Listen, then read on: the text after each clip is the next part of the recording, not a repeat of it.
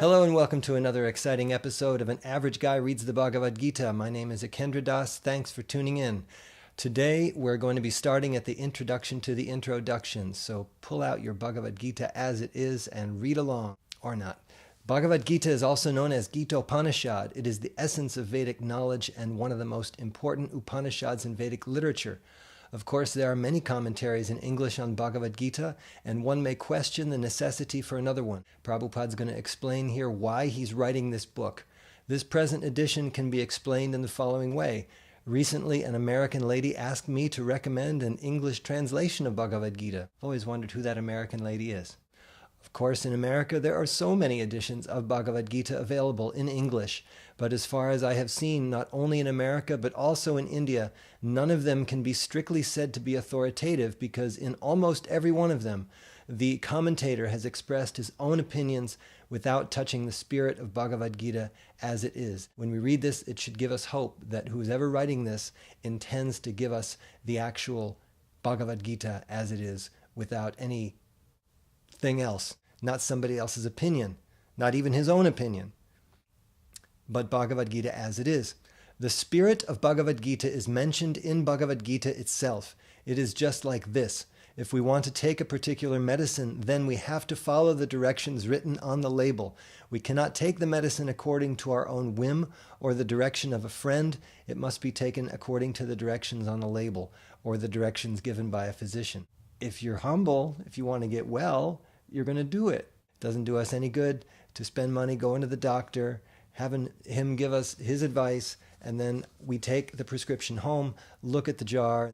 Well, I'll get better faster if I take the whole bottle all at once. I don't think really the doctor knows what he's talking about. If I really want to get well fast, I should take the pills as quickly as possible.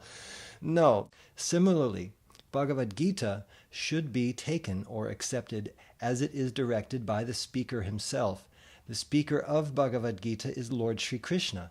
He's mentioned on every page of Bhagavad-gita as the Supreme Personality of Godhead, Bhagavan. He's saying that if we want the benefit of reading the Bhagavad-gita, that we'll accept it as the speaker originally intended. So Krishna is the speaker of the Bhagavad-gita. Prabhupada himself is presenting the Bhagavad-gita as Krishna is speaking it.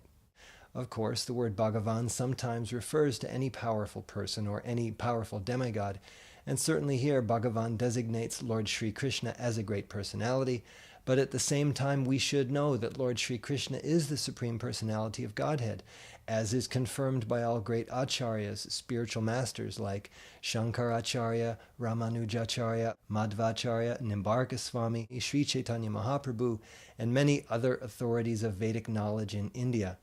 The Lord himself also establishes himself as the Supreme Personality of Godhead in the Bhagavad-gita, and he is accepted as such in the Brahma Samhita and all the Puranas, especially the Srimad Bhagavatam, known as the Bhagavat Purana, Krishnastu Bhagavan Svayam.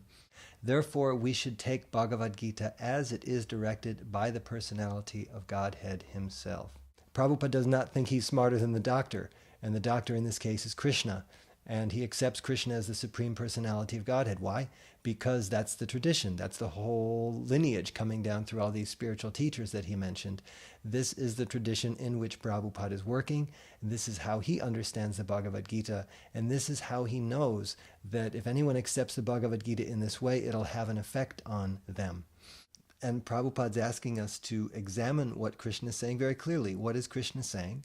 What does he mean? What does he expect us to do once we read the Bhagavad-gita? Because he's presenting it like this, not just as a book of philosophy or big, wonderful ideas, but as a book that you read and do something as a result of reading. Krishna is the author of the Bhagavad-gita, and so who would know better than him what it is for, what it's about, and what you're supposed to do with it? So that's the 5 minutes with the Bhagavad-gita. Bhagavad-gita as it is. I'm an average guy. I haven't got much time, about 5 minutes. Tune in next time for more of the same. Hare Krishna.